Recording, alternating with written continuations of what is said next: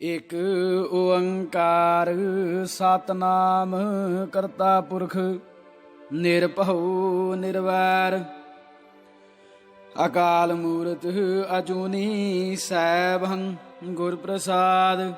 ਵਾਹਿਗੁਰੂ ਜੀ ਕਾ ਖਾਲਸਾ ਵਾਹਿਗੁਰੂ ਜੀ ਕੀ ਫਤਿਹ। ਸਰਦਾਰ ਕੁਲਬੀਰ ਸਿੰਘ ਜੀ ਦੀ ਰਚਨਾ ਤੇ ਸਿੱਖ ਵੀ ਨਿਕਲਿਆ ਗਿਆ। ਭਾਗ ਤੀਜਾ। ਜਿਹੜੇ ਕ੍ਰਿਸ਼ਨ ਨੇ ਗੀਤਾ ਲਿਖਵਾਈ ਉਹਨੇ ਆਪਣੇ ਚੇਲਿਆਂ ਨੂੰ ਇਹ ਨਾ ਦੱਸਿਆ ਕਿ ਆਪਸ ਵਿੱਚ ਨਹੀਂ ਲੜੀਦਾ। ਹਿੰਦੂ ਕਹਿੰਦੇ ਹਨ ਕਿ ਅਰਜੁਨ ਆਪਣੇ ਹੀ ਰਿਸ਼ਤੇਦਾਰਾਂ, ਬਾਬਿਆਂ, ਚਾਚਿਆਂ, ਤਾਇਆਂ ਤੇ ਭਰਾਵਾਂ ਨਾਲ ਨਹੀਂ ਸੀ ਲੜਨਾ ਚਾਹੁੰਦਾ, ਪਰ ਕ੍ਰਿਸ਼ਨ ਜੀ ਨੇ ਉਸ ਨੂੰ ਲੜਨ ਲਈ ਪ੍ਰੇਰਿਆ ਤੇ ਅਰਜੁਨ ਮੰਨ ਗਿਆ। ਹਿੰਦੂ ਇਸ ਕਿਤਾਬ ਨੂੰ ਹਿੰਦੂ ਫਿਲਾਸਫੀ ਦਾ ਨਿਚੋੜ ਦੱਸਦੇ ਹਨ ਤੇ ਕਹਿੰਦੇ ਹਨ ਕਿ ਜੋ ਕੋਈ ਵੀ ਗੀਤਾ ਦਾ ਪਾਠ ਕਰੇਗਾ ਉਹ ਸਿੱਧਾ ਸਵਰਗ ਵਿੱਚ ਜਾਵੇਗਾ। ਪਰ ਕਹਿੰਦੇ ਹਨ ਜਦੋਂ ਪੰਜੇ ਪਾਂਡਵ ਭਰਾ ਸਮੇਤ ਦ੍ਰੋਪਦੀ ਤੇ ਨਾਲ ਉਹਨਾਂ ਦਾ ਕੁੱਤਾ ਸਵਰਗ ਵੱਲ ਜਾ ਰਹੇ ਸਨ ਤਾਂ ਜਿਵੇਂ ਜਿਵੇਂ ਸਵਰਗ ਨੇੜੇ ਆਉਂਦਾ ਜਾਂਦਾ ਸੀ ਇੱਕ ਇੱਕ ਕਰਕੇ ਸਾਰੇ ਗਲਦੇ ਜਾਂਦੇ ਸਨ। ਸਾਰਿਆਂ ਪਾਂਡਵਾਂ ਨੂੰ ਹੈਰਾਨੀ ਇਹ ਹੋਈ ਕਿ ਸਭ ਤੋਂ ਪਹਿਲਾਂ ਅਰਜੁਨ ਹੀ ਗਲਿਆ, ਜਿਸ ਨੂੰ ਕ੍ਰਿਸ਼ਨ ਨੇ ਗੀਤਾ ਦਾ ਉਪਦੇਸ਼ ਦਿੱਤਾ ਸੀ, ਤੇ ਬਾਅਦ ਵਿੱਚ ਉਹਦੇ 3 ਭਰਾ ਤੇ ਦ੍ਰੋਪਦੀ ਵੀ ਗਲ ਗਏ। ਸਿਰਫ ਯੁਧਿਸ਼ਟਰ ਤੇ ਕੁੱਤਾ ਹੀ ਬਚੇ। ਪਰ ਜਦੋਂ ਸਵਰਗ ਪਹੁੰਚੇ ਤਾਂ ਧਰਮਰਾਜ ਨੇ ਕੁੱਤੇ ਨੂੰ ਸਵਰਗ ਜਾਣ ਤੋਂ ਰੋਕ ਦਿੱਤਾ ਤੇ ਯੁਧਿਸ਼ਟਰ ਨੇ ਵੀ ਸਵਰਗ ਅੰਦਰ ਜਾਣ ਤੋਂ ਨਾ ਕਰ ਦਿੱਤੀ। ਮਜਬੂਰ ਹੋ ਕੇ ਧਰਮਰਾਜ ਨੇ ਕੁੱਤੇ ਨੂੰ ਵੀ ਸਵਰਗ ਭੇਜ ਦਿੱਤਾ। ਸਾਡੇ ਸਾਰਿਆਂ ਲਈ ਇਹ ਗੱਲਾਂ ਨਵੀਆਂ ਸਨ। ਮਿੰਨੀ ਦੇ ਤਾਏ ਨੇ ਪੁੱਛਿਆ, ਪਰ ਸਾਰੀਆਂ ਅਦਾਲਤਾਂ ਵਿੱਚ ਤੇ ਗੀਤਾ ਤੇ ਹੱਥ ਰੱਖ ਕੇ ਹੀ ਸੱਚ ਬੋਲਣ ਦੀ ਸਹੁੰ ਚੁਕਾਈ ਜਾਂਦੀ ਹੈ। ਮਿੰਨੀ ਨੇ ਥੋੜਾ ਗੰਭੀਰ ਹੋ ਕੇ ਕਿਹਾ, ਵੱਡੇ ਪਾਪਾ, ਜਿਨ੍ਹਾਂ ਦੀ ਗੀਤਾ ਹੈ ਉਹਨਾਂ ਦੀਆਂ ਹੀ ਅਦਾਲਤਾਂ ਹਨ। ਕਹਿਣ ਨੂੰ ਹੀ ਭਾਰਤ ਧਰਮ ਨਿਰਪੇਖ ਹੈ, ਪਰ ਰਾਜ-ਕਾਜ ਸਾਰਾ ਹਿੰਦੂ ਅਸੂਲਾਂ ਨਾਲ ਹੀ ਚੱਲਦਾ ਹੈ। ਹੁਣ ਵੇਖੋ ਨਾ, ਭਾਰਤ ਅਤੇ ਪਾਕਿਸਤਾਨ ਇੱਕੋ ਦਿਨ ਇੱਕੋ ਹੀ ਅਵਾਰਡ ਜਾਂ ਹੁਕਮ ਨਾਲ ਆਜ਼ਾਦ ਹੋਏ, ਪਰ ਭਾਰਤ ਵਿੱਚ ਆਜ਼ਾਦੀ ਦਾ ਦਿਨ 15 ਅਗਸਤ ਨੂੰ ਮਨਾਇਆ ਜਾਂਦਾ ਹੈ, ਜਦੋਂ ਕਿ ਪਾਕਿਸਤਾਨੀ ਇਹ ਦਿਨ 14 ਅਗਸਤ ਨੂੰ ਮਨਾਉਂਦੇ ਹਨ। ਕਾਰਨ ਸਿਰਫ ਇੰਨਾ ਹੀ ਹੈ ਕਿ ਜੋਤਸ਼ੀਆਂ ਨੇ ਦੱਸਿਆ ਸੀ ਕਿ 14 ਅਗਸਤ ਦਾ ਦਿਨ ਰਾਜ ਸੰਭਾਲਣ ਲਈ ਸ਼ੁਭ ਨਹੀਂ। ਇਸ ਲਈ ਇਸ ਨੂੰ ਕਿਸੇ ਨਾ ਕਿਸੇ ਤਰੀਕੇ ਨਾਲ ਅਗਲੇ ਦਿਨ ਤੱਕ ਟਾਲਿਆ ਜਾਵੇ। ਸਾਰੇ ਹਿੰਦੂ ਲੀਡਰਾਂ ਨੇ ਇਵੇਂ ਹੀ ਕੀਤਾ। 12:01 ਦੇ ਨਹਿਰੂ ਜੀ ਨੂੰ ਪ੍ਰਧਾਨ ਮੰਤਰੀ ਦੇ ਅਹੁਦੇ ਦੀ ਸਹੁੰ ਚੁਕਾਈ ਗਈ। ਉਸ ਤੋਂ ਪਹਿਲਾਂ ਨਹਿਰੂ ਜੀ ਨੂੰ 7 ਦਰਿਆਵਾਂ ਦੇ ਪਾਣੀ ਨਾਲ ਚੰਦਨ ਦੀ ਚੌਂਕੀ ਤੇ ਬਿਠਾ ਕੇ ਇਸ਼ਨਾਨ ਕਰਵਾਇਆ ਗਿਆ। ਸਹੁੰ ਚੁੱਕਣ ਤੇ ਨਾਰੀਅਲ ਭੰਨਿਆ ਗਿਆ ਤੇ ਪੰਡਿਤ ਨਹਿਰੂ ਜੀ ਦਾ ਰਾਜ ਸਿੰਘਾਸਨ ਤੇ ਜਾ ਬੈਠੇ। ਹੁਣ ਵੀ ਕੋਈ ਸਮੁੰਦਰੀ ਜਹਾਜ਼ ਪਾਣੀ ਵਿੱਚ ਉਤਾਰਨਾ ਹੋਵੇ ਜਾਂ ਹਵਾਈ ਜਹਾਜ਼ ਉਡਾਉਣਾ ਹੋਵੇ ਜਾਂ ਕਿਸੇ ਡੈਮ ਦਾ ਉਦਘਾਟਨ ਕਰਨਾ ਹੋਵੇ ਜਾਂ ਕੁਝ ਵੀ ਹੋਰ ਕਰਨਾ ਹੋਵੇ ਤਾਂ ਨਾਰੀਅਲ ਹੀ ਭੰਨਿਆ ਜਾਂਦਾ ਹੈ ਤੇ ਹਵਨ ਯੱਗ ਕਰਵਾਇਆ ਜਾਂਦਾ ਹੈ। ਜੇ ਅਜੇ ਵੀ ਇਸ ਨੂੰ ਹਿੰਦੂ ਸਟੇਟ ਨਾ ਕਿਹਾ ਜਾਵੇ ਤਾਂ ਹੋਰ ਕੀ ਕਿਹਾ ਜਾਵੇ। ਪਰ ਬੇਟਾ, ਮੈਨੂੰ ਇੱਕ ਗੱਲ ਸਮਝ ਨਹੀਂ ਆਉਂਦੀ, ਜੈਨੀ, ਬੋਧੀ ਤੇ ਸਿੱਖ ਤਾਂ ਗੀਤਾ ਨੂੰ ਮੰਨਦੇ ਹੀ ਨਹੀਂ। ਇਹਨਾਂ ਨੂੰ ਉਸ ਦੀ ਸਹੁੰ ਚੁਕਾਉਣ ਨਾਲ ਕੀ ਫਰਕ ਪੈਂਦਾ ਹੈ ਜਾਂ ਪਵੇਗਾ। ਵੱਡੇ ਪਾਪਾ, ਕਾਨੂੰਨ ਅਨੁਸਾਰ ਸੰਵਿਧਾਨ ਵਿੱਚ ਮੁਸਲਮਾਨਾਂ ਤੇ ਈਸਾਈਆਂ ਨੂੰ ਛੱਡ ਕੇ ਬਾਕੀ ਸਾਰੇ ਹੀ ਹਿੰਦੂ ਹਨ। ਤੇ ਰਹੀ ਗੱਲ ਗੀਤਾ ਨੂੰ ਮੰਨਣ ਦੀ, ਮੰਨ ਤਾਂ ਰਹੇ ਹਨ। ਹਰ ਰੋਜ਼ ਅਦਾਲਤਾਂ ਵਿੱਚ ਇਹਦੇ ਤੇ ਹੱਥ ਰੱਖ ਕੇ ਹੀ ਤਾਂ ਸਹੁੰ ਖਾਂਦੇ ਹਨ, ਹੋਰ ਕਿਵੇਂ ਮੰਨਣ। ਇਹ ਤਾਂ ਮਜਬੂਰੀ ਹੈ ਨਾ, ਦਿਲੋਂ ਤਾਂ ਨਹੀਂ ਮੰਨਦੇ। ਜਦੋਂ ਇਹ ਸਾਰੇ ਹਿੰਦੂਆਂ ਵਿੱਚ ਵਿਲੀਨ ਹੋ ਗਏ ਤਾਂ ਦਿਲੋਂ ਵੀ ਮੰਨਣਗੇ। ਜਿਵੇਂ ਲੂਣ ਦੀ ਖਾਨ ਵਿੱਚ ਡਿੱਗ ਕੇ ਹਰ ਚੀਜ਼ ਲੂਣ ਹੋ ਜਾਂਦੀ ਹੈ ਤੇ ਫਿਰ ਉਸ ਦੀ ਪਛਾਣ ਵੀ ਲੂਣ ਹੀ ਰਹਿ ਜਾਂਦੀ ਹੈ, ਇਸੇ ਤਰ੍ਹਾਂ ਹੀ ਇਹ ਸਾਰੇ ਵੀ ਹਿੰਦੂ ਹੀ ਹੋ ਜਾਣਗੇ। ਫਿਰ ਇਹ ਸਾਰੇ ਹਿੰਦੂ ਕਾਨੂੰਨ ਹੀ ਮੰਨਣਗੇ ਤੇ ਮੰਨਣਗੇ ਕਿਉਂ ਨਾ। ਜਾਣਗੇ ਕਿਹੜੀ ਮਾਂ ਕੋਲ, ਇਹਨਾਂ ਤਿੰਨਾਂ ਕੋਲ ਕਿਹੜਾ ਮੁਸਲਮਾਨਾਂ ਵਰਗਾ ਕੋਈ ਪਰਸਨਲ ਲਾ ਹੈ ਜਿਹੜਾ ਇਹ ਨਾ ਮੰਨਣਗੇ। ਹਰ ਗੱਲ ਵਿੱਚ ਇਹ ਹਿੰਦੂ ਕਾਨੂੰਨਾਂ ਦੇ ਮੁਤਾਜ ਹਨ। ਇਸ ਲਈ ਇਹ ਹਿੰਦੂ ਧਰਮ ਨੂੰ ਮਾਨਤਾ ਦੇ ਚੁੱਕੇ ਹਨ। ਇਹਨਾਂ ਸਾਰਿਆਂ ਦੇ ਵਿਆਹ ਹਿੰਦੂ ਮੈਰਿਜ ਐਕਟ ਥੱਲੇ ਹੀ ਹੁੰਦੇ ਹਨ। ਜੇ ਕੋਈ ਹੋਰ ਥੋੜੀ ਬਹੁਤੀ ਕਸਰ ਰਹਿੰਦੀ ਹੋਵੇਗੀ ਤਾਂ ਹੌਲੀ ਹੌਲੀ ਕਾਨੂੰਨ ਬਣਾ ਕੇ ਉਹ ਵੀ ਦੂਰ ਕਰ ਦੇਣਗੇ।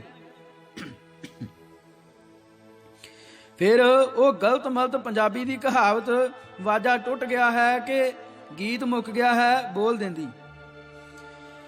ਮੈਂ ਕਹਿੰਦਾ ਨਵੀਂ ਵੰਜਲੀ ਟੁੱਟ ਗਈ ਹੈ ਕਿ ਰਾਗ ਮੁੱਕ ਗਿਆ ਹੈ ਹੁੰਦਾ ਹੈ। ਤਾਂ ਉਹ ਹੱਸ ਕੇ ਕਹਿੰਦੀ ਚਲੋ ਇਦਾਂ ਹੀ ਸਹੀ। ਇਦਾਂ ਤਾਂ ਇਹ ਕਿਸੇ ਦਿਨ ਤੱਕ ਮੁਸਲਮਾਨਾਂ ਤੇ ਈਸਾਈਆਂ ਨੂੰ ਵੀ ਹਿੰਦੂ ਬਣਾ ਲੈਣਗੇ। ਬੁੱਢਾ ਫਿਰ ਪੁੱਛ ਲੈਂਦਾ, ਨਹੀਂ ਪਾਪਾ, ਇਦਾਂ ਹੋਣਾ ਬਹੁਤ ਮੁਸ਼ਕਿਲ ਹੈ, ਬਲਕਿ ਇਦਾਂ ਕਦੇ ਹੋ ਹੀ ਨਹੀਂ ਸਕਦਾ। ਇਹ ਦੋਵੇਂ ਧਰਮ ਹਿੰਦੂਆਂ ਦੀ ਬਹੁਤ ਪਹੁੰਚ ਤੋਂ ਬਾਹਰ ਹਨ। ਜੇ ਇਹ ਉਹਨਾਂ ਨੂੰ ਨਿਗਲਣ ਦੀ ਕੋਸ਼ਿਸ਼ ਕਰਨਗੇ ਤਾਂ ਉਹ ਇਹਨਾਂ ਦੇ ਸੰਗ ਵਿੱਚ ਫਸ ਜਾਣਗੇ। ਉਹਨਾਂ ਨੂੰ ਨਿਗਲਣਾ ਐਡਾ ਸੌਖਾ ਨਹੀਂ। ਦੁਨੀਆ ਵਿੱਚ ਮੁਸਲਮਾਨਾਂ ਦੀ ਆਬਾਦੀ ਈਸਾਈਆਂ ਤੋਂ ਬਾਅਦ ਦੂਜੇ ਨੰਬਰ ਤੇ ਆਉਂਦੀ ਹੈ। ਕਿਸੇ ਵੀ ਮੁਸਲਮਾਨ ਦੇਸ਼ ਵਿੱਚ ਕੋਈ ਮੰਦਿਰ ਨਹੀਂ ਬਣ ਸਕਦਾ, ਤੇ ਜੇ ਸਿੱਖਾਂ ਨੇ ਕਿਤੇ ਮਿੰਨਤ ਤਰਲਾ ਕਰਕੇ ਗੁਰਦੁਆਰਾ ਬਣਾ ਵੀ ਲਿਆ ਹੈ ਤਾਂ ਉਸ ਦੇ ਮੁੱਖ ਦੁਆਰ ਤੇ ਹਿੰਦੂ ਮਸਜਿਦ ਲਿਖਣਾ ਜ਼ਰੂਰੀ ਹੈ। ਮੁਸਲਮਾਨ ਕਿਸੇ ਵੀ ਉਸ ਕਾਨੂੰਨ ਨੂੰ ਮਾਨਤਾ ਨਹੀਂ ਦਿੰਦੇ ਜਿਹੜਾ ਉਹਨਾਂ ਦੇ ਪਵਿੱਤਰ ਕੁਰਾਨ ਦੇ ਵਿਰੁੱਧ ਹੋਵੇ, ਅਤੇ ਇੱਥੋਂ ਤੱਕ ਕਿ ਉਹਨਾਂ ਦੇ ਹਜ਼ਰਤ ਮੁਹੰਮਦ ਸਾਹਿਬ ਦੀ ਫੋਟੋ ਤੱਕ ਨਹੀਂ ਬਣ ਦਿੱਤੀ। ਤੇ ਇਹ ਕਹਿ ਕੇ ਉਸਨੇ ਇਹ ਅਣਸੁਲਝਿਆ ਸਵਾਲ ਵਿੱਚ ਹੀ ਛੱਡ ਦਿੱਤਾ ਤੇ ਉੱਠ ਕੇ ਕਿਤਾਬ ਅੰਦਰ ਰੱਖਣ ਚਲੀ ਗਈ। ਕਈ ਵਾਰ ਉਹ ਕਿਸੇ ਖਾਸ ਗੱਲ ਤੇ ਟਿੱਪਣੀ ਕਰਦੀ ਕਰਦੀ ਵਿੱਚ ਹੀ ਛੱਡ ਦਿੰਦੀ ਤੇ ਚੁਟਕਲਾ ਸੁਣਾਉਣ ਲੱਗ ਪੈਂਦੀ। ਉਹ ਆਪਣੇ ਮਾਂ-ਪਿਓ ਦੀਆਂ ਭਾਵਨਾਵਾਂ ਦਾ ਬੜਾ ਧਿਆਨ ਰੱਖਦੀ ਸੀ, ਪਰ ਜੈਨੀਆਂ ਦੇ ਗੰਦੇ ਰਹਿਣ ਦੇ ਗੰਦ ਫਰੋਲਣ ਵਾਲੀ ਗੱਲ ਨੂੰ ਬੜੀ ਨਫ਼ਰਤ ਕਰਦੀ ਸੀ। ਉਹ ਕਹਿੰਦੀ, ਬੰਦਾ ਇੱਕ ਵਾਰ ਸਾਹ ਲਵੇ ਦਾ ਪਤਾ ਹੈ ਕਿੰਨੇ ਹਜ਼ਾਰ ਜਰਾਸੀਮ ਅੰਦਰ ਜਾ ਕੇ ਮਰ ਜਾਂਦੇ ਹਨ। ਫਿਰ ਪਤਾ ਨਹੀਂ ਇਹ ਲੋਕ ਇਸ ਤਰ੍ਹਾਂ ਦੇ ਖੇਖਣ ਕਿਉਂ ਕਰਦੇ ਹਨ। ਪਰ ਉਸ ਦਾ ਮਾਂ ਪਿਓ ਇਸ ਗੱਲ ਨੂੰ ਅਣਸੁਣੀ ਕਰ ਦਿੰਦੇ। ਰੱਖੜੀ ਵਾਲੇ ਦਿਨ ਉਹ ਹੋਰ ਕੁੜੀਆਂ ਵਾਂਗ ਆਪਣੇ ਭਰਾ ਨੂੰ ਰੱਖੜੀ ਨਹੀਂ ਸੀ ਬੰਨ੍ਹਦੀ ਤੇ ਕਹਿੰਦੀ ਸੀ, ਜੇ ਮੈਂ ਰੱਖੜੀ ਨਾ ਬੰਨਾਂ ਤੇ ਮੰਨ ਲਓ ਕਿ ਮੇਰੀ ਇੱਜ਼ਤ ਤੇ ਆਣ ਬਣੇ, ਤਾਂ ਕਿ ਮੇਰਾ ਭਰਾ ਮੇਰੀ ਰੱਖਿਆ ਨਹੀਂ ਜਾਂ ਰੱਖਿਆ ਲਈ ਅੱਗੇ ਨਹੀਂ ਆਵੇਗਾ। ਕਿ ਸਿਰਫ ਰੱਖੜੀ ਬੰਨਣ ਕਰਕੇ ਹੀ ਇਹ ਮੇਰਾ ਭਰਾ ਹੈ, ਉਦਾਂ ਮੇਰੀ ਰੱਖਿਆ ਕਰਨਾ ਇਹਦਾ ਫਰਜ਼ ਨਹੀਂ। ਪਰ ਰੱਖੜੀ ਬੰਨਣ ਵਾਲੀਆਂ ਕੁੜੀਆਂ ਦੇ ਤਰਸ ਕਰਦੀ ਹੋਈ ਉਹ ਕਹਿੰਦੀ, ਇਹ ਵਿਚਾਰੀਆਂ ਵੀ ਸੱਚੀਆਂ ਹਨ। ਸਦੀਆਂ ਤੋਂ ਇਹਨਾਂ ਦੇ ਪਿਓ ਭਰਾ ਦੇ ਚਾਚੇ ਤਾਏ ਆਪਣੇ ਫਰਜ਼ਾਂ ਤੋਂ ਮੂੰਹ ਮੋੜਦੇ ਆਏ ਹਨ। ਜਦੋਂ ਹਮਲਾਵਰ ਕੁੜੀਆਂ ਨੂੰ ਹਿੱਕਦੇ ਜਾਂ ਹਿੱਕ ਕੇ ਲੈ ਤੁਰਦੇ ਸਨ ਤਾਂ ਇਹ ਝੁੱਡੂ ਹਿੰਦੂ ਨੀਵੀਂ ਪਾ ਕੇ ਖਲੋਤੇ ਰਹਿੰਦੇ ਸਨ, ਤੇ ਕੋਈ ਵੀ ਅਗਾਂਹ ਹੋ ਕੇ ਆਪਣੀ ਜਾਨ ਤੇ ਖੇਡ ਕੇ ਉਹਨਾਂ ਵਿਚਾਰੀਆਂ ਨੂੰ ਨਹੀਂ ਸੀ ਬਚਾਉਂਦਾ। ਇਸੇ ਲਈ ਹੀ ਉਸ ਜ਼ਮਾਨੇ ਵਿੱਚ ਕੁੜੀਆਂ ਵਿਚਾਰੀਆਂ ਰੱਖੜੀਆਂ ਬੰਨ ਕੇ ਇਹਨਾਂ ਕੋਲੋਂ ਆਪਣੀ ਰੱਖਿਆ ਦਾ ਪ੍ਰਣ ਕਰਵਾਉਂਦੀਆਂ ਸਨ, ਤੇ ਹੁਣ ਇਹ ਬੇਸ਼ਰਮੀ ਰਿਵਾਜ ਦਾ ਰੂਪ ਧਾਰਨ ਕਰ ਗਈ ਹੈ। ਸ਼ਾਇਦ ਇਸੇ ਕਰਕੇ ਹੀ ਆਪਣੀ ਰੱਖਿਆ ਆਪ ਅਸੂਲ ਦੇ ਤਹਿਤ ਉਹ ਪਿਸਟਲ ਰੱਖਦੀ ਸੀ। ਕਈ ਵਾਰ ਉਹ ਬੜੀ ਦਲੇਰੀ ਨਾਲ ਕਹਿੰਦੀ, जिंदगी में होते हैं फैसले एक बार, या आर या पार। पता नहीं ਇਹਦਾ ਕੀ ਮਤਲਬ ਸੀ। ਉਹਦੀ ਮਾਂ ਉਹਨੂੰ ਬਰਾਬਰ ਹਿੰਦੂ ਤਿਉਹਾਰਾਂ ਵੱਲ ਪ੍ਰੇਰਦੀ ਰਹਿੰਦੀ। ਕਰਵਾ ਚੌਥ ਦਾ ਵਰਤ, ਭਾਈ ਦੂਜ ਤੇ ਰੱਖੜੀ ਵਰਗੇ ਤਿਉਹਾਰਾਂ ਦਾ ਉਹਦੇ ਲਈ ਕੋਈ ਮਹੱਤਵ ਨਹੀਂ ਸੀ। ਵਿਆਹ ਤੋਂ ਬਾਅਦ ਤਾਂ ਉਹ ਮਾਸ ਵੀ ਖਾਣ ਲੱਗ ਪਈ ਸੀ। ਅੰਗਰੇਜ਼ੀ ਉਹਦੇ ਮੂੰਹ ਵਿੱਚੋਂ ਬਦੋ ਬਦੀ ਨਿਕਲ ਨੂੰ ਕਰਦੀ ਸੀ। ਕਿੰਨਾ ਚਿਰ ਅੰਗਰੇਜ਼ੀ ਬੋਲ ਕੇ ਉਸ ਨੂੰ ਖਿਆਲ ਆਉਂਦਾ ਤੇ ਉਹ ਕਹਿੰਦੀ, ਉਹ ਸੌਰੀ, ਤੇ ਫਿਰ ਅੱਗੋਂ ਗੱਲ ਪੰਜਾਬੀ ਵਿੱਚ ਸ਼ੁਰੂ ਕਰ ਦਿੰਦੀ। ਉਹਦੇ ਪਤੀ ਨੂੰ ਵੀ ਉਹ ਫਰਾਟੇਦਾਰ ਅੰਗਰੇਜ਼ੀ ਕਰਕੇ ਹੀ ਪਸੰਦ ਆਈ ਸੀ। ਪਰ ਇਸ ਗੱਲ ਦੇ ਉਲਟ ਉਹਦੇ ਭਰਾ ਹਰੀਸ਼ ਦਾ ਹੱਥ ਅੰਗਰੇਜ਼ੀ ਤੋਂ ਤੰਗ ਹੀ ਸੀ। ਦੋਵੇਂ ਭੈਣ ਭਰਾ ਆਨੇ ਟਕੇ ਵਾਲੇ ਸਕੂਲਾਂ ਵਿੱਚ ਹੀ ਪੜ੍ਹੇ ਸਨ, ਕਿਉਂਕਿ ਜੈਨੀ ਪਰਿਵਾਰ ਉਹਨਾਂ ਨੂੰ ਜੈਨ ਸਕੂਲਾਂ ਤੋਂ ਬਗੈਰ ਹੋਰ ਕਿਸੇ ਸਕੂਲ ਵਿੱਚ ਪੜ੍ਹਾਉਣਾ ਨਹੀਂ ਸੀ ਚਾਹੁੰਦਾ। ਪਹਿਲਾਂ ਸਾਰੇ ਜੈਨੀ ਹੀ ਇਸ ਤਰ੍ਹਾਂ ਕਰਦੇ ਸਨ ਤੇ ਸਮਝਦੇ ਸਨ ਕਿ ਪੜ੍ਹਾਈ ਦੇ ਨਾਲ ਨਾਲ ਜੈਨ ਸਕੂਲਾਂ ਵਿੱਚ ਬੱਚੇ ਜੈਨ ਧਰਮ ਦੇ ਤੌਰ ਤਰੀਕੇ ਵੀ ਸਿੱਖ ਜਾਂਦੇ ਹਨ। ਬਿਲਕੁਲ ਇਸੇ ਤਰ੍ਹਾਂ ਹੀ ਅੱਜ ਸਿੱਖ ਵੀ ਬੱਚੇ ਪੜ੍ਹਾਉਣ ਲਈ ਬਾਬਿਆਂ ਤੇ ਸਾਧਾਂ ਦੁਆਰਾ ਚਲਾਏ ਜਾ ਰਹੇ ਸਕੂਲਾਂ ਨੂੰ ਇਸੇ ਕਰਕੇ ਹੀ ਪਹਿਲ ਦਿੰਦੇ ਹਨ। ਪਰ ਨਾ ਤਾਂ ਜੈਨ ਸਕੂਲਾਂ ਦੇ ਪੜ੍ਹੇ ਬੱਚੇ ਕਦੇ ਵਧੀਆ ਜੈਨੀ ਬਣੇ ਤੇ ਨਾ ਹੀ ਬਾਬਿਆਂ ਦੇ ਸਕੂਲਾਂ ਵਿੱਚ ਪੜ੍ਹੇ ਬੱਚੇ ਵਧੀਆ ਸਿੱਖ ਬਣਨਗੇ। ਧਰਮ ਦੀ ਜ਼ਿਆਦਾ ਨੇੜਤਾ ਕਈ ਵਾਰ ਧਰਮ ਤੋਂ ਪਰਦੇ ਚੁੱਕ ਦਿੰਦੀ ਹੈ ਤੇ ਬੱਚਾ ਵੱਡਾ ਹੋ ਕੇ ਧਰਮ ਤੋਂ ਬਾਗੀ ਵੀ ਹੋ ਸਕਦਾ ਹੈ। ਦੁਨੀਆ ਦੇ ਵਿਦਵਾਨ ਇਹੀ ਦੱਸਦੇ ਹਨ। ਅੱਜ ਸਭ ਤੋਂ ਵੱਧ ਸਿੱਖ ਬੱਚੇ ਆਪਣੇ ਧਰਮ ਤੋਂ ਬੇਮੁਖ ਹੋ ਰਹੇ ਹਨ, ਜਦ ਕਿ ਸਿੱਖ ਧਰਮ ਵਰਗਾ ਨਵਾਂ, ਸਾਫ਼ ਸੁਥਰਾ ਤੇ ਮੁਕੰਮਲ ਹੋਰ ਕੋਈ ਧਰਮ ਨਹੀਂ ਹੈ। ਸਿੱਖ ਧਰਮ ਹੀ ਐਸਾ ਧਰਮ ਹੈ ਜੋ ਅਣਖ ਨਾਲ ਜੀਣਾ ਵੀ ਦੱਸਦਾ ਹੈ ਤੇ ਸ਼ਰਨ ਪਏ ਨੂੰ ਮਾਫ ਕਰਨਾ ਵੀ ਸਿਖਾਉਂਦਾ ਹੈ। ਸਾਰੇ ਧਰਮ ਆਪਣਾ ਪ੍ਰਚਾਰ ਕਰਨ ਲਈ ਵਿਚਾਰੇ ਬੱਚਿਆਂ ਨੂੰ ਹੀ ਚੁਣਦੇ ਹਨ, ਕਿਉਂਕਿ ਜੇ ਬਚਪਨ ਤੋਂ ਹੀ ਕਾਬੂ ਕਰਕੇ ਉਹਨਾਂ ਨੂੰ ਧਰਮ ਦੀ ਤੋਤੇ ਰੱਟ ਕਰਵਾ ਦਿੱਤੀ ਜਾਵੇ ਤਾਂ ਉਹ ਉਹਨਾਂ ਨੂੰ ਸਾਰੀ ਜ਼ਿੰਦਗੀ ਨਹੀਂ ਭੁੱਲ ਸਕਦੀ। ਇਸੇ ਲਈ ਹੀ ਇਸਲਾਮ ਧਰਮ ਵਿੱਚ ਕੁਰਾਨ ਦਾ ਹਵਾਲਾ ਦੇ ਕੇ ਕਿਹਾ ਜਾਂਦਾ ਹੈ ਕਿ ਜਦੋਂ ਬੱਚਾ 10 ਸਾਲ ਦਾ ਹੋ ਜਾਵੇ ਤਾਂ ਮਾਰ ਕੇ ਉਹਨੂੰ ਕੁਰਾਨ ਸ਼ਰੀਫ ਪੜ੍ਹਾਓ। ਹਰ ਧਰਮ ਵਾਲੇ ਥਾਂ ਸਕੂਲ ਖੋਲ੍ਹਦੇ ਹਨ ਅਤੇ ਆਪਣੇ ਧਰਮ ਦੀਆਂ ਗੱਲਾਂ ਸਿਖਾ ਕੇ ਉਹਨਾਂ ਬੱਚਿਆਂ ਨੂੰ ਆਪਣੇ ਪੱਖ ਵਿੱਚ ਕਰਨ ਦੀ ਕੋਸ਼ਿਸ਼ ਕਰਦੇ ਹਨ। ਮੰਨ ਲਓ ਹਿੰਦੂ ਰਾਮਕ੍ਰਿਸ਼ਨ ਨੂੰ ਪਰਮਹੰਸ ਕਹਿੰਦੇ ਹਨ, ਪਰ ਜੈਨੀ, ਬੋਧੀ ਤੇ ਸਿੱਖ ਇਹ ਗੱਲ ਨਹੀਂ ਮੰਨਣਗੇ ਤੇ ਕਹਿਣਗੇ ਉਹ ਤਾਂ ਮਾਸ ਮੱਛੀ ਖਾਂਦਾ ਸੀ। ਪਰਮਹੰਸ ਕਿਵੇਂ ਹੋ ਸਕਦਾ ਹੈ? ਕਦੇ ਮਾਸ ਖਾਣ ਵਾਲਾ ਵੀ ਪਰਮਹੰਸ ਹੋਇਆ ਹੈ। ਇਸ ਤਰ੍ਹਾਂ ਬਚਪਨ ਤੋਂ ਹੀ ਧਾਰਮਿਕ ਕਸਵੱਟੀ ਬੱਚਿਆਂ ਨੂੰ ਫੜਾ ਦਿੱਤੀ ਜਾਂਦੀ ਹੈ ਤੇ ਉਹ ਉਸੇ ਨੂੰ ਮਾਪਦੰਡ ਬਣਾਈ ਰੱਖਦੇ ਹਨ। ਪ੍ਰਚਾਰ ਕਰਕੇ ਹੀ ਆਪਣੇ ਧਰਮ ਦਾ ਰੁਤਬਾ ਅਸਲ ਨਾਲੋਂ ਵਧਾਇਆ ਜਾਂਦਾ ਹੈ। ਹਿਟਲਰ ਨੇ ਕਿਹਾ ਹੈ, ਜੋ ਗੱਲ ਵਾਰ-ਵਾਰ ਦੁਹਰਾਈ ਜਾਵੇ ਉਹੀ ਸੱਚੀ ਲੱਗਣ ਲੱਗ ਪੈਂਦੀ ਹੈ। ਇੱਕ ਵਾਰ ਬੰਦੇ ਦੇ ਦਿਮਾਗ ਵਿੱਚ ਉਹ ਗੱਲ ਬੈਠ ਜਾਵੇ ਫਿਰ ਸੱਚਮੁੱਚ ਹੀ ਸੱਚੀ ਗੱਲ ਵੀ ਉਸ ਨੂੰ ਝੂਠੀ ਹੀ ਲੱਗਦੀ ਹੈ। ਸਾਰੇ ਸਾਧ, ਸੰਤ ਤੇ ਡੇਰੇਦਾਰ ਇਹ ਗੱਲ ਜਾਣ ਚੁੱਕੇ ਹਨ। ਇਸੇ ਲਈ ਹੀ ਉਹ ਆਪਣੇ ਡੇਰੇ ਦੀ ਮਰਿਆਦਾ ਸਮਝਾਉਣ ਲਈ ਧੜਾ-ਧੜ ਸਕੂਲ ਖੋਲ੍ਹ ਰਹੇ ਹਨ। ਲੈਕਚਰਾਰ ਹੋਣ ਕਰਕੇ ਮਿੰਨੀ ਦਾ ਗਿਆਨ ਵੀ ਬਹੁਤ ਸੀ। ਉਹ ਬੜੇ ਥੋੜੇ ਜਿਹੇ ਲਫ਼ਜ਼ਾਂ ਦੀ ਗੱਲ ਵਿੱਚ ਹੀ ਸਾਹਮਣੇ ਵਾਲੇ ਨੂੰ ਨਿਰਉੱਤਰ ਕਰ ਦਿੰਦੀ। ਨਾ ਤਾਂ ਉਹ ਜੋਸ਼ ਵਿੱਚ ਆਉਂਦੀ, ਨਾ ਗੁੱਸੇ ਵਿੱਚ। ਜੇ ਉਸਨੇ ਗੱਲਬਾਤ ਛੱਡਣੀ ਹੁੰਦੀ ਤਾਂ ਹੱਸਦੀ ਹੱਸਦੀ ਉੱਠ ਕੇ ਚਲੀ ਜਾਂਦੀ। ਮੈਂ ਕਦੇ ਉਹਦੇ ਮੂੰਹੋਂ ਕਿਸੇ ਪ੍ਰਤੀ ਅਪਸ਼ਬਦ ਨਹੀਂ ਸੁਣੇ ਸਨ।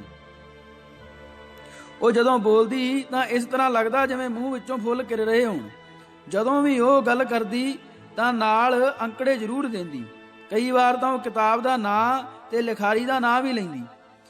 ਜਿਸ ਕਾਲਜ ਵਿੱਚ ਉਹ ਪੜ੍ਹਾਉਂਦੀ ਸੀ ਉਥੇ ਵੀ ਉਸ ਦੀ ਲਾਇਕ ਹੋਣ ਕਰਕੇ ਬਹੁਤ ਇੱਜ਼ਤ ਸੀ। ਆਪਣੀ ਗੱਲਬਾਤ ਵਿੱਚ ਉਹ ਕੋਈ ਵੀ ਐਸੀ ਗੱਲ ਨਹੀਂ ਸੀ ਕਰਦੀ ਜਿਸ ਨਾਲ ਕਿਸੇ ਦਾ ਦਿਲ ਦੁੱਖ ਸਕਦਾ ਹੋਵੇ ਜਾਂ ਬੁਰਾ ਮੰਨ ਜਾਣ ਦਾ ਡਰ ਹੋਵੇ। ਇੰਨੇ ਸੰਤੁਲਿਤ ਸੁਭਾਅ ਵਾਲੀ ਕੁੜੀ ਇਸ ਤੋਂ ਬਾਅਦ ਮੈਂ ਕਦੇ ਨਹੀਂ ਵੇਖੀ। ਮਿੰਨੀ ਕਹਿੰਦੀ, ਪਹਿਲੇ ਜ਼ਮਾਨੇ ਨਾਲੋਂ ਤਾਂ ਬਹੁਤ ਹੁਣ ਦਾ ਜ਼ਮਾਨਾ ਕਿਤੇ ਚੰਗਾ ਹੈ। ਵਿਗਿਆਨ ਨੇ ਪਹਾੜਾਂ ਦੀਆਂ ਖੁੰਦਰਾਂ ਵਿੱਚ ਰਹਿੰਦੇ ਨੰਗ-ਮਨੰਗ ਮਨੁੱਖਾਂ ਨੂੰ ਖੁੰਦਰਾਂ ਵਿੱਚੋਂ ਕੱਢ ਕੇ ਚੰਦਰਮਾ ਤੱਕ ਪਹੁੰਚਾ ਦਿੱਤਾ ਹੈ। ਜਿਹੜਾ ਚੰਦਰਮਾ ਕਦੇ ਪੂਜਨੀਕ ਸੀ ਤੇ ਹਿੰਦੂ ਔਰਤਾਂ ਕਰਵਾ ਚੌਥ ਦਾ ਵਰਤ ਰੱਖ ਕੇ ਉਸ ਨੂੰ ਅਰਗ ਦਿੰਦੀਆਂ ਸਨ ਤੇ ਮੁਸਲਮਾਨ ਲੋਕ ਚੰਦਰਮਾ ਨੂੰ ਵੇਖ ਕੇ ਰੋਜ਼ਾ ਖੋਲ੍ਹਦੇ ਸਨ, ਉਹ ਚੰਦਰਮਾ ਅੱਜ ਲੋਕਾਂ ਦੇ ਪੈਰਾਂ ਥੱਲੇ ਹੈ ਤੇ ਉੱਥੇ ਬਸਤੀਆਂ ਵਸਾਉਣ ਬਾਰੇ ਵਿਚਾਰਾਂ ਹੋ ਰਹੀਆਂ ਹਨ। ਪਰ ਲੋਕ ਅਜੇ ਵੀ ਨਵੇਂ ਚੜ੍ਹੇ ਚੰਦਰਮਾ ਵੱਲ ਵੇਖ ਕੇ ਕਹਿੰਦੇ ਹਨ, ਸੁੱਖ ਦਾ ਚੜ੍ਹੀ।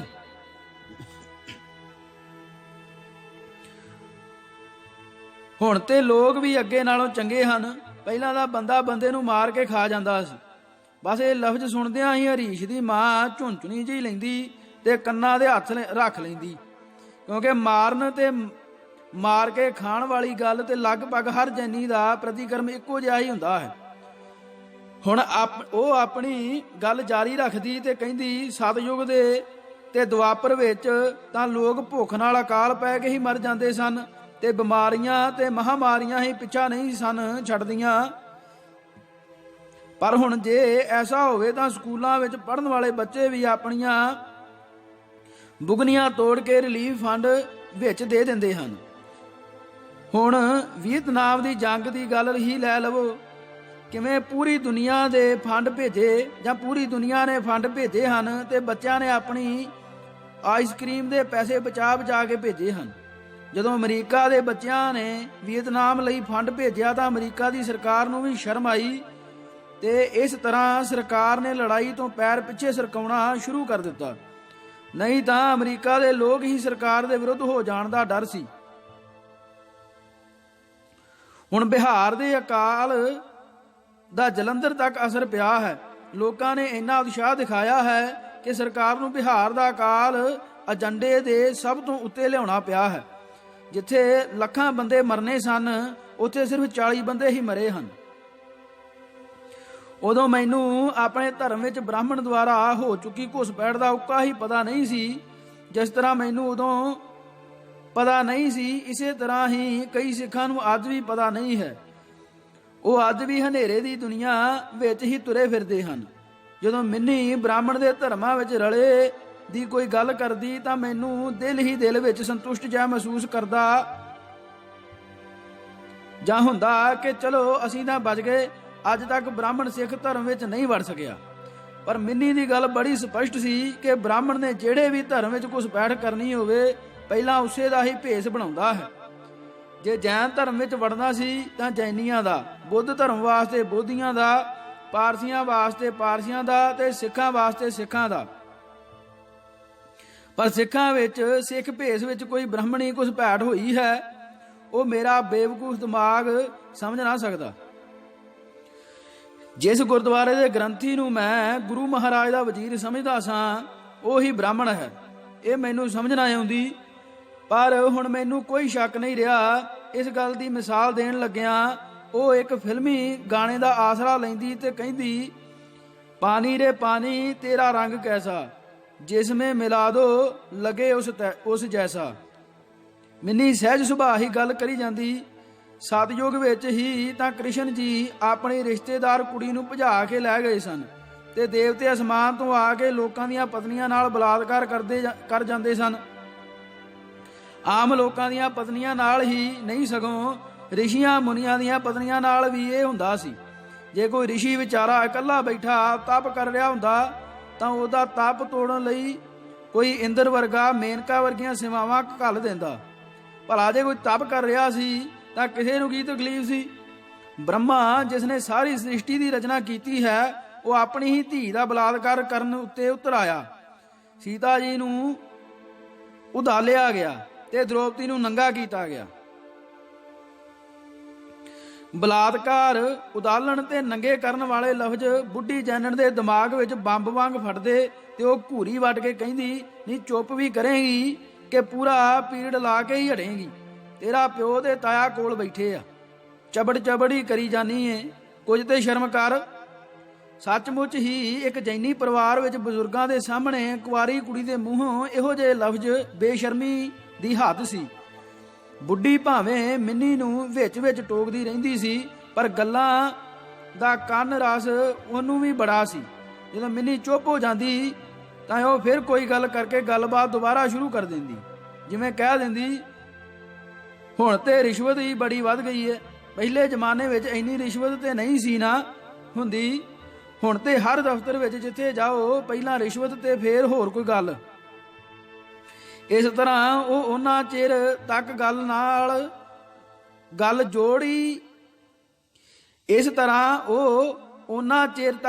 ਗੱਲ ਜੋੜੀ ਹੀ ਜਾਂਦੀ ਜਿੰਨਾ ਚਿਰ ਮਿੰਨੀ ਜਾਂ ਹਰੀਸ਼ ਜਾਂ ਹੋਰ ਕੋਈ ਅੱਗੋਂ ਕੋਈ ਗੱਲ ਨਾ ਸ਼ੁਰੂ ਕਰਦਾ। ਰਿਸ਼ਵਤ ਦੇ ਮਾਮਲੇ ਵਿੱਚ ਮਿੰਨੀ ਬੜੀ ਸਪਸ਼ਟ ਸੀ। ਉਹਦਾ ਖਿਆਲ ਸੀ ਕਿ ਜਿੰਨਾ ਚਿਰ ਤੱਕ ਮੰਦਰਾਂ, ਗੁਰਦੁਆਰਿਆਂ ਤੇ ਮਸਜਿਦਾਂ ਵਿੱਚ ਚੜਾਉਣਾ ਬੰਦ ਨਹੀਂ ਹੁੰਦਾ, ਉਹਨਾਂ ਚਿਰ ਤੱਕ ਰਿਸ਼ਵਤ ਬੰਦ ਨਹੀਂ ਹੋ ਸਕਦੀ। ਉਹ ਕਹਿੰਦੀ, ਜਦੋਂ ਇਹ ਸੁਖਣਾ ਸੁਖੀ ਜਾਂਦੀ ਹੈ ਕਿ ਹੇ ਮਹਾਵੀਰ, ਮੇਰੇ 6ਵੀਂ ਵਿੱਚ ਪੜ੍ਹਦੇ ਨਲਾਇਕ ਪੁੱਤ ਨੂੰ ਫਸਟ ਡਿਵੀਜ਼ਨ ਵਿੱਚ ਪਾਸ ਕਰਵਾ ਦੇ, ਮੈਂ ਪ੍ਰਿਊਸ਼ਨ ਪਰਵ ਵਿੱਚ 11 ਰੁਪਏ ਦਾ ਪ੍ਰਸ਼ਾਦ ਚੜਾਵਾਂਗੀ। ਅੱਜ ਉਹ ਗੱਲ ਕਰ ਰਹੀ ਹੁੰਦੀ ਤਾਂ ਬੁੱਢੀ ਜੈਨਣ ਛੇਤੀ ਛੇਤੀ ਆਪਣੇ ਆਸੇ ਪਾਸੇ ਤੇ ਅੱਗੇ ਪਿੱਛੇ ਵੇਖਣ ਲੱਗ ਪੈਂਦੀ ਤੇ ਕਹਿੰਦੀ, ਮੈਨੂੰ ਲੱਗਦਾ ਹੈ ਤੂੰ ਅੱਜ ਉਹਦੇ ਕੋਲੋਂ ਗੁੱਤ ਪਟਾ ਕੇ ਹੀ ਹਟੇਂਗੀ। ਜੇ ਉਹ ਸੁਣ ਲੈਂਦਾ ਤਾਂ ਉਹਨੇ ਹੁਣੇ ਹੀ ਭੁੜਕਣ ਲੱਗ ਪੈਣਾ ਸੀ। ਬਾਅਦ ਵਿੱਚ ਮੈਨੂੰ ਪਤਾ ਲੱਗਾ ਕਿ ਇਹ ਸੁਖਣਾ ਹਰੀਸ਼ ਦੀ ਮਾਂ ਨੇ ਹਰੀਸ਼ ਲਈ ਸੁਖੀ ਸੀ। ਜਦੋਂ ਉਹ 6ਵੀਂ ਵਿੱਚ ਪੜ੍ਹਦਾ ਸੀ ਤੇ ਉਹ ਪੜ੍ਹਾਈ ਵਿੱਚ ਇੰਨਾ ਨਿਕੰਮਾ ਸੀ ਕਿ ਉਹਦੀ ਪਾਸ ਹੋਣ ਦੀ ਉੱਕਾ ਹੀ ਕੋਈ ਆਸ ਨਹੀਂ ਸੀ। ਇੱਕ ਵਾਰ ਹਰੀਸ਼ ਦੀ ਮਾਂ ਨੇ ਪਹਿਲਾਂ ਵੀ ਸੁਖਣਾ ਸੁੱਖੀ ਸੀ ਕਿ ਜੇ ਹਰੀਸ਼ ਪਾਸ ਹੋ ਜਾਵੇ ਤਾਂ ਮੈਂ 5 ਰੁਪਏ ਦਾ ਪ੍ਰਸ਼ਾਦ ਚੜਾਵਾਂਗੀ। ਉਸਨੇ ਪ੍ਰਸ਼ਾਦ ਦੀ ਰਕਮ ਦੁੱਗਣੀ ਕਰਕੇ 11 ਰੁਪਏ ਕਰ ਦਿੱਤੀ ਸੀ ਤੇ ਨਾਲ ਹੀ ਪਾਸ ਹੋਣ ਤੋਂ ਇਲਾਵਾ ਫਸਟ ਡਿਵੀਜ਼ਨ ਆਉਣ ਦੀ ਵੀ ਸ਼ਰਤ ਰੱਖ ਦਿੱਤੀ ਸੀ। ਮਿੰਨੀ ਨੇ ਉਦੋਂ ਦੀ ਇਹ ਗੱਲ ਫੜ ਲਈ ਸੀ ਤੇ ਜਿੱਥੇ ਕਿਤੇ ਵੀ ਰਿਸ਼ਵਤ ਦਾ ਜਾਂ ਰਿਸ਼ਵਤ ਨਾ ਹਟਣ ਦੀ ਗੱਲ ਕਰਦੀ ਆਪਣੇ ਭਰਾ ਦੀ 6ਵੀਂ ਜਮਾਤ ਵਾਲੀ ਘਟਨਾ ਇਸ ਗੱਲ ਨਾਲ ਜੋੜ ਦਿੰਦੀ। ਭੈਣ ਭਰਾ ਦਾ ਕਈ ਵਾਰ ਝਗੜਾ ਹੋ ਚੁੱਕਾ ਸੀ।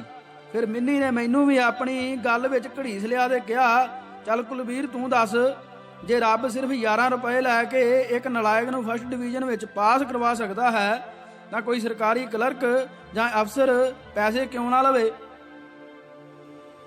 ਜਿਸ ਨੇ ਕੰਮ ਕਰਕੇ ਸੱਚਮੁੱਚ ਹੀ ਹੱਥ ਫੜਾ ਦੇਣਾ ਹੁੰਦਾ ਹੈ। ਇਸੇ ਤਰ੍ਹਾਂ ਹੀ ਅਫਸਰਾਂ ਦੀ ਰਿਸ਼ਵਤ ਕਲਰਕਾਂ ਨਾਲੋਂ ਵੱਧ ਹੁੰਦੀ ਹੈ ਜਾਂ ਇਹ ਕੰਮ ਦੇ ਹਿਸਾਬ ਨਾਲ ਹੁੰਦੀ ਹੈ। ਪਹਿਲੀ ਵਾਰ ਮੰਮੀ ਨੇ ਮਹਾਵੀਰ ਜੀ ਨੂੰ 5 ਰੁਪਏ ਰਿਸ਼ਵਤ ਦੇਣੀ ਮੰਨੀ ਸੀ। ਬਾਅਦ ਵਿੱਚ ਕੰਮ ਵੱਧ ਗਿਆ ਤੇ ਨਾਲ ਰਿਸ਼ਵਤ ਦੀ ਰਕਮ ਵੀ ਵੱਧ ਗਈ। ਤੇ ਉਹ ਕੰਮ ਕਿਹੜਾ ਹੋ ਗਿਆ ਸੀ? ਮੇਰੀ ਸੁਖਣਾ ਤੇ ਪੂਰੀ ਨਾ ਹੋਈ। ਮੰਮੀ ਉਹ ਕੰਮ ਹੋਣ ਵਾਲਾ ਹੀ ਨਹੀਂ ਸੀ। ਫਸਟ ਡਿਵੀਜ਼ਨ ਵਿੱਚ ਪਾਸ ਕਰਾਉਣ ਲਈ ਮਹਾਵੀਰ ਜੀ ਨੂੰ ਆਪ ਹਰੀਸ਼ ਦੇ ਥਾਂ ਬੈਠ ਕੇ ਇਮਤਿਹਾਨ ਦੇਣਾ ਪੈਣਾ ਸੀ, ਪਰ ਉਹ ਵਿਚਾਰੇ ਤਾਂ ਆਪ ਅਨਪੜ੍ਹ ਸਨ। ਫਿਰ ਪੇਪਰ ਲਿਖਦਾ ਕੌਣ? ਬੁੱਢੀ ਸਮੇਤ ਦੂਜੇ 2 ਬੁੱਢੇ ਵੀ ਕੰਨਾਂ ਦੀਆਂ ਕਰੂੰਬਲਾਂ ਥੱਲੇ ਨੂੰ ਖਿੱਚਣ ਲੱਗ ਪੈਂਦੇ ਤੇ ਕਹਿੰਦੇ, ਇੰਨਾ ਘੁਮੰਡ, 2 ਜਮਾਤਾਂ ਪੜ੍ਹ ਕੇ ਗਈ ਹੈ, ਮਹਾਵੀਰ ਨੂੰ ਵੀ ਅਨਪੜ੍ਹ ਦੱਸਦੀ ਹੈ। ਕੀ ਬਣੂ ਇਸ ਕੁੜੀ ਦਾ? ਇਹ ਕਮਿਊਨਿਸਟ ਹੋ ਗਈ ਹੈ। ਬੁੱਢੀ ਫੱਟ ਗਿੱਲਾ ਵੱਤਰ ਸਾਂਭ ਲੈਂਦੀ ਤੇ ਕਹਿੰਦੀ, ਮੈਂ ਤਾਂ ਕਹਿੰਦੀ ਆ ਵਿਆਹ ਕਰ ਦਈਏ ਇਹਦਾ।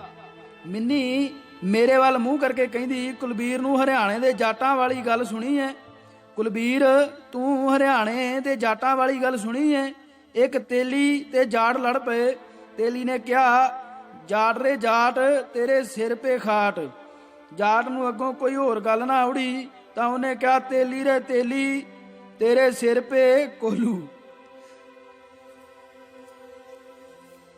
ਮਾਫੀ ਜੀ ਇਹਦੀ।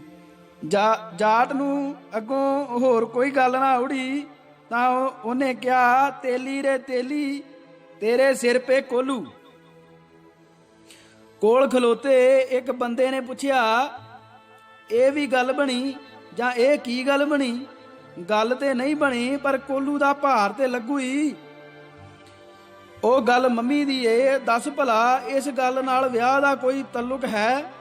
ਇਸ ਤਰ੍ਹਾਂ ਇਹ ਬੜੀ ਦਿਲਚਸਪ ਤੇ ਖੱਟੀ ਮਿੱਠੀ ਨੋਕ ਝੋਕ ਜਿਹੀ ਚੱਲਦੀ ਰਹਿੰਦੀ। ਵਿੱਚ ਵਿੱਚ ਕਈ ਯੱਬਲੀਆਂ ਮੈਂ ਵੀ ਵੱਢ ਦਿੰਦਾ।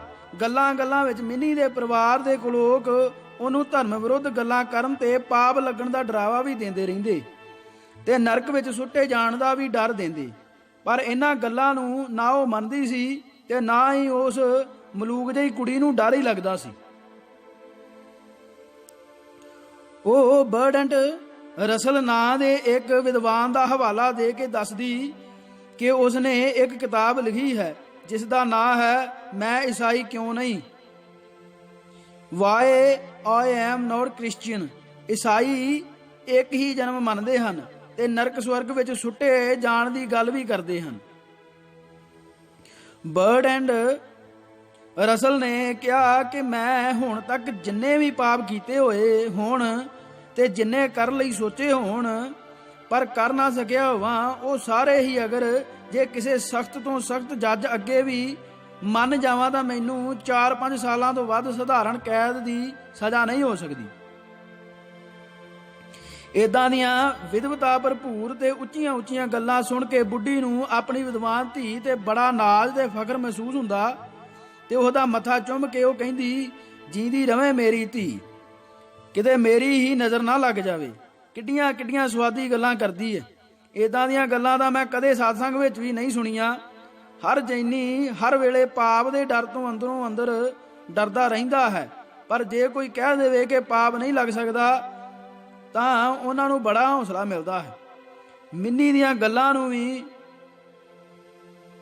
ਉਹਨਾਂ ਨੂੰ ਬੜਾ ਹੌਸਲਾ ਦਿੰਦੀਆਂ ਜਾਂ ਮਿੰਨੀ ਦੀਆਂ ਗੱਲਾਂ ਵੀ ਉਹਨਾਂ ਨੂੰ ਬੜਾ ਹੌਸਲਾ ਦਿੰਦੀਆਂ ਸਨ, ਪਰ ਜੈਨ ਸੰਸਕਾਰਾਂ ਤੋਂ ਵੀ ਡਰਦੇ ਰਹਿੰਦੇ ਸਨ।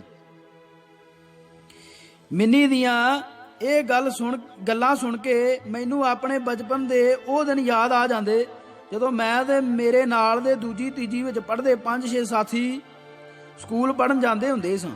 ਸਕੂਲ ਦੇ ਰਾਹ ਵਿੱਚ ਇੱਕ ਸ਼ਮਸ਼ਾਨ ਘਾਟ ਸੀ, ਜਿਸ ਦਾ ਵਿਰਲਾ ਜਿਹਾ ਲੋਹੇ ਦਾ ਗੇਟ ਸੜਕ ਦੇ ਐਨ ਕੰਢੇ ਤੇ ਪੈਂਦਾ ਸੀ, ਤੇ ਉਸ ਗੇਟ ਦੇ ਅੰਦਰੋਂ ਉਹ ਬਹੁਤ ਹੀ ਵੱਡਾ ਸਾਰਾ ਵਰਾਂਡਾ ਸਾਰੇ ਦਾ ਸਾਰਾ ਦਿਸਦਾ ਸੀ, ਜਿਸ ਦੀਆਂ ਕੰਧਾਂ ਤੇ ਧਰਮਰਾਜ ਦੀ ਕਚਹਿਰੀ, ਜਿੱਥੇ ਮਰ ਕੇ ਗਏ ਪ੍ਰਾਣੀਆਂ ਦਾ ਲੇਖਾ ਜੋਖਾ, ਸਜ਼ਾਵਾਂ, ਮੁਆਫੀਆਂ ਦੇ ਨਰਕ ਸਵਰਗ ਵਿੱਚ ਭੇਜਣ ਦੇ ਫੈਸਲੇ ਹੁੰਦੇ, ਚਿੱਤਰੇ ਗਏ ਸਨ। ਇੱਕ ਚਿੱਤਰ ਵਿੱਚ ਸੰਡੇ ਤੇ ਸਵਾਰ ਜਮਦੂਤ ਨੂੰ ਮਾਤਲੋਕ ਵੱਲ ਨੂੰ ਆਉਂਦਾ ਵਿਖਾਇਆ ਗਿਆ ਸੀ। ਮਾਤਲੋਕ ਵਿੱਚ ਕੁਝ ਲੋਕ ਆਪਣੇ ਆਪਣੇ ਕਾਰ ਵਿਹਾਰ ਕਰਦੇ ਵਿਖਾਏ ਗਏ ਸਨ, ਜਿਨ੍ਹਾਂ ਦੇ ਮੋਢਿਆਂ ਦੇ ਦੋ ਨਿੱਕੇ ਨਿੱਕੇ ਗੁੰਡੀਆਂ ਜਈਆਂ ਵਰਗੇ ਪੁਤਲੇ ਜਿਹੇ ਚਿੱਤਰਗੁਪਤ ਵਿਖਾਏ ਗਏ ਹੋਏ ਸਨ। ਉਹਨਾਂ ਨੇ ਹੱਥ ਵਿੱਚ ਕਾਪੀਆਂ ਤੇ ਲਿਖਣ ਨੂੰ ਜਾਨਵਰਾਂ ਦੇ ਖੰਭ ਫੜੇ ਹੋਏ ਸਨ। ਉਹਨਾਂ ਦੇ ਲਿਖੇ ਅਨੁਸਾਰ ਹੀ ਦੂਸਰੇ ਚਿੱਤਰ ਵਿੱਚ ਧਰਮਰਾਜ ਫੈਸਲਾ ਕਰ ਰਿਹਾ ਵਿਖਾਇਆ ਹੋਇਆ ਸੀ। ਅੱਗੇ ਇੱਕ ਵੱਡਾ ਸਾਰਾ ਕੜਾਇਆ ਤੇਲ ਨਾਲ ਭਰਿਆ ਹੋਇਆ ਸੀ, ਜਿਸ ਦੇ ਥੱਲੇ ਤਹੀਆ ਤਹਿ ਅੱਗ ਬਲੀ ਜਾ ਰਹੀ ਸੀ ਤੇ ਕੜਾਏ ਦਾ ਤੇਲ ਖੌਲ ਰਿਹਾ ਸੀ, ਜਿਸ ਵਿੱਚ ਇੱਕ ਪਾਪੀ ਐਲਾਨੇ ਜਾ ਚੁੱਕੇ ਬੰਦੇ ਨੂੰ ਸੁੱਟਣ ਲਈ ਜਲਾ ਤਿਆਰ ਸਨ। ਬਲਕਿ ਉਹਨਾਂ ਨੇ ਉਸ ਬੰਦੇ ਨੂੰ ਆਪਣੀਆਂ ਮਜ਼ਬੂਤ ਬਾਹਾਂ ਨਾਲ ਚੁੱਕਿਆ ਹੋਇਆ ਸੀ ਤੇ ਹੁਣ ਸੁੱਟਿਆ ਕਿ ਕਦੋਂ ਸੁੱਟਿਆ ਵਾਲਾ ਦ੍ਰਿਸ਼ ਸੀ। ਉਸ ਤੋਂ ਅਗਲੇ ਚਿੱਤਰ ਵਿੱਚ ਇੱਕ ਖੂਬਸੂਰਤ ਲੰਮੇ ਵਾਲਾਂ ਵਾਲੀ ਸੁੰਦਰ ਤੇ ਜਵਾਨ ਔਰਤ ਨੂੰ ਅੱਗ ਵਿੱਚ ਸੁੱਟਣ ਲਈ ਫੜ ਕੇ ਲਈ ਜਾਂਦੇ ਜਲਾਦਾਂ ਦਾ ਡਰਾਉਣਾ ਚਿੱਤਰ ਸੀ। ਉਸ ਤੋਂ ਅਗਲੇ ਚਿੱਤਰ ਵੇਖਣ ਲਈ ਸਾਨੂੰ ਗੇਟ ਦੇ ਬਿਲਕੁਲ ਖੱਬੇ ਪਾਸੇ ਵੱਲ ਖਲੋ ਕੇ ਵੇਖਣਾ ਪੈਂਦਾ ਸੀ।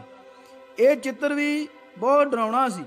ਇੱਕ ਸੂਦਖੋਰ ਜਿਹੇ ਮੋਟੇ ਢਿੱਡ ਵਾਲੇ ਲਾਲੇ ਦੀਆਂ ਲੱਤਾਂ, ਢਿੱਡ, ਪੱਟਾਂ ਦੇ ਬਾਹਾਂ ਵਿੱਚੋਂ ਲੰਮੇ ਲੰਮੇ ਸੁੰਡਿਆਂ ਵਰਗੇ ਕੀੜੇ ਨਿਕਲਦੇ ਵੜਦੇ ਵਿਖਾਏ ਗਏ ਸਨ। ਇਸੇ ਤਰ੍ਹਾਂ ਜਿਹੜਾ ਝੂਠ ਬੋਲੇ ਉਸ ਨੂੰ ਕੋੜਿਆਂ ਦੀ ਮਾਰ ਪੈਂਦੀ, ਜਿਹੜਾ ਜਾਨਵਰਾਂ ਨੂੰ ਮਾਰੇ ਉਸ ਨੂੰ ਪੁੱਠਾ ਕਰਕੇ ਖੱਲ ਲੈਂਦੀ, ਜਿਹੜਾ ਸ਼ਰਾਬ ਪੀਵੇ ਉਹਦੇ ਮੂੰਹ ਵਿੱਚ ਦਗਦਾ ਕੋਲਾ ਰੱਖਣ, ਅਤੇ ਇਸ ਤਰ੍ਹਾਂ ਦੇ ਹੋਰ ਬਹੁਤ ਸਾਰੇ ਦਿਲ ਕੰਬਾਊ ਚਿੱਤਰ ਸਨ। ਇਹਨਾਂ ਚਿੱਤਰਾਂ ਨੂੰ ਅਸੀਂ ਨਾ ਚਾਹੁੰਦੇ ਹੋਏ ਵੀ ਕੋਲੋਂ ਲੰਘ ਕੇ ਸਕੂਲ ਜਾਣ ਵੇਲੇ ਤੇ ਆਉਣ ਵੇਲੇ ਜ਼ਰੂਰ ਵੇਖਦੇ ਸਾਂ। ਸਾਨੂੰ 5-6 ਮੁੰਡਿਆਂ ਦੀ ਢਾਣੀ ਨੂੰ ਗੇਟ ਲਾਗੇ ਖਲੋ ਕੇ ਗਹੁ ਨਾਲ ਵੇਖਦਿਆਂ ਨੂੰ ਸਮਝਾਉਣ ਵਾਸਤੇ ਇੱਕ ਜਟਾ ਵਾਲਾ ਬਾਬਾ ਆ ਜਾਂਦਾ ਸੀ ਤੇ ਸਾਨੂੰ ਕੱਲੇ ਕੱਲੇ ਚਿੱਤਰ ਬਾਰੇ ਸਮਝਾਉਂਦਾ ਸੀ। ਔਰਤ ਬਾਰੇ ਉਹ ਕਹਿੰਦਾ, ਇਹ ਵਿਭਚਾਰੀ ਔਰਤ ਹੈ ਜੋ ਆਪਣੇ ਪਤੀ ਤੋਂ ਇਲਾਵਾ ਹੋਰ ਕਿਸੇ ਨਾਲ ਵੀ ਭੋਗ ਕਰਦੀ ਸੀ। ਇਹੋ ਜਿਹੀਆਂ ਦਾ ਇਹ ਹੀ ਹਾਲ ਹੁੰਦਾ ਹੈ। ਉਦੋਂ ਸਾਨੂੰ ਨਾ ਤਾਂ ਵਿਭਚਾਰ ਦਾ ਪਤਾ ਹੁੰਦਾ ਸੀ ਤੇ ਨਾ ਹੀ ਭੋਗ ਦਾ। ਜਿਸ ਮੋਟੇ ਬੰਦੇ ਨੇ ਸਰੀਰ ਵਿੱਚ ਕੀੜੇ ਨਿਕਲਦੇ ਵੜਦੇ ਸਨ, ਉਹ ਲੋਕਾਂ ਨੂੰ ਤੇ ਖਾਸ ਕਰ ਗਰੀਬਾਂ ਨੂੰ ਲੁੱਟਣ ਵਾਲਾ ਸੀ, ਮੁਰਦੇ ਸਾੜਨ ਵਾਲਾ। ਉਹ ਬਾਬਾ ਕਹਿੰਦਾ, ਇਹਨਾਂ ਕੀੜਿਆਂ ਦੀ ਤਕਲੀਫ ਨਾਲ ਤੇ ਅੱਗ ਵਿੱਚ ਸੜਨ ਨਾਲ ਬੰਦਾ ਮਰਦਾ ਵੀ ਨਹੀਂ, ਬਸ ਦੁੱਖ ਹੀ ਭੋਗਦਾ ਹੈ। ਨਰਕ ਦਾ ਦ੍ਰਿਸ਼ ਬਰਾਂਡੇ ਦੀ ਖੱਬੀ ਬਾਹੀ ਵਾਲੇ ਪਾਸੇ ਪੂਰੀ ਕੰਧ ਉੱਤੇ ਸੀ। ਪਿਸ਼ਾਬ, ਟੱਟੀ ਤੇ ਗੰਦ ਮੰਦ ਵਿੱਚ ਖਲੋਤੇ ਲੋਕ ਹੀ ਰੋਟੀ ਖਾਂਦੇ ਅਤੇ ਪਾਣੀ ਪੀਂਦੇ ਵਿਖਾਏ ਗਏ ਸਨ। ਉਹਨਾਂ ਦੇ ਸੌਣ ਲਈ ਵੀ ਕੋਈ ਥਾਂ ਨਹੀਂ ਸੀ। ਉਹ ਸਾਰੇ ਵੀ ਜ਼ਿੰਦਗੀ ਦੇ ਦੁੱਖ ਉਠਾ ਰਹੇ ਸਨ। ਸੱਜੇ ਪਾਸੇ ਵਾਲੀ ਕੰਧ ਤੇ ਬਹੁਤ ਹੀ ਸੁੰਦਰ ਚਿੱਤਰ ਸੀ। ਸੁੰਦਰ ਬਾਗ, ਸੋਨੇ ਦੇ ਸੇਬ ਲਟਕਦੇ ਤੇ ਸੋਨੇ ਦੇ ਫਲਾਂ ਵਾਲੇ ਹੀ ਹੋਰ ਦਰਖਤਾਂ ਦੇ ਥੱਲੇ ਅੱਧ ਨੰਗੀਆਂ ਗਹਿਣਿਆਂ ਨਾਲ ਲੱਦੀਆਂ ਬਹੁਤ ਹੀ ਸੁੰਦਰ ਔਰਤਾਂ ਵਿਖਾਈਆਂ ਗਈਆਂ ਸਨ, ਜਿਨ੍ਹਾਂ ਨੂੰ ਪੁਜਾਰੀ ਪਰੀਆਂ ਕਹਿੰਦਾ ਸੀ। ਬਾਗ ਦੇ ਵਿੱਚੋਂ ਦੀ ਇੱਕ ਨਦੀ ਵਗਦੀ ਵਿਖਾਈ ਗਈ ਸੀ, ਜਿਸ ਦਾ ਪਾਣੀ ਬਹੁਤ ਚਿੱਟਾ ਸੀ। ਦਰਅਸਲ ਉਹ ਪਾਣੀ ਨਹੀਂ, ਦੁੱਧ ਦੀ ਨਦੀ ਸੀ। ਉਸ ਨਦੀ ਦੇ ਕੰਢੇ ਦੇ ਦੋਹੀਂ ਪਾਸੀ ਬੜੀ ਹਰਿਆਲੀ ਸੀ ਤੇ ਦਰਖਤਾਂ ਦੇ ਥੱਲੇ ਪਲੰਘ ਡੱਠੇ ਹੋਏ ਸਨ। ਉਹਨਾਂ ਤੇ ਰਾਜਿਆਂ ਵਰਗੇ ਕੱਪੜੇ ਪਾਈ, ਮੋਟਿਆਂ ਮੋਟਿਆਂ ਮਣਕਿਆਂ ਵਾਲੀਆਂ ਮਾਲਾਂ ਤੇ ਸਿਰ ਤੇ ਚਿੱਟੀਆਂ ਕਲਗੀਆਂ ਲਈ ਰਾਜਿਆਂ ਵਰਗੇ ਬੰਦੇ ਬੈਠੇ ਸਨ, ਜਿਨ੍ਹਾਂ ਨੂੰ ਪਰੀਆਂ ਸੁਰਾਹੀਆਂ ਵਿੱਚੋਂ ਗਲਾਸਾਂ ਵਿੱਚ ਪਾ ਪਾ ਕੇ ਸ਼ਰਾਬ ਫੜਾਉਂਦੀਆਂ ਸਨ। ਕਈ ਰਾਜੇ ਅੱਧ ਲੇਟੇ ਪਏ ਸਨ ਤੇ ਉਹ ਸੁੰਦਰ ਔਰਤਾਂ ਵੀ ਕਿਸੇ ਕਿਸੇ ਰਾਜੇ ਦੇ ਤੇ ਇੱਕ ਤੇ ਕਿਸੇ ਕਿਸੇ ਤੇ ਦੋ ਲੇਟੀਆਂ ਹੋਈਆਂ ਸਨ। ਉਹਨਾਂ ਦੇ ਮੂੰਹ ਰਾਜਿਆਂ ਦੇ ਮੂੰਹਾਂ ਦੇ ਬਹੁਤ ਨੇੜੇ ਕਰਕੇ ਵਿਖਾਏ ਗਏ ਸਨ। ਇਹ ਚਿੱਤਰ ਸਾਡੀਆਂ ਅੱਖਾਂ ਨੂੰ ਬਹੁਤ ਚੰਗਾ ਲੱਗਦਾ ਤੇ ਤਸੱਲੀ ਵੀ ਦਿੰਦਾ ਕਿ ਅਸੀਂ ਤੇ ਚੰਗੇ ਕੰਮ ਕਰਕੇ ਸਵਰਗਾਂ ਵਿੱਚ ਹੀ ਜਾਵਾਂਗੇ। ਸੋ ਇਸ ਭਾਗ ਲਈ ਇਹਨਾਂ ਜੀ। ਵਾਹਿਗੁਰੂ ਜੀ ਕਾ ਖਾਲਸਾ, ਵਾਹਿਗੁਰੂ ਜੀ ਕੀ ਫਤਿਹ।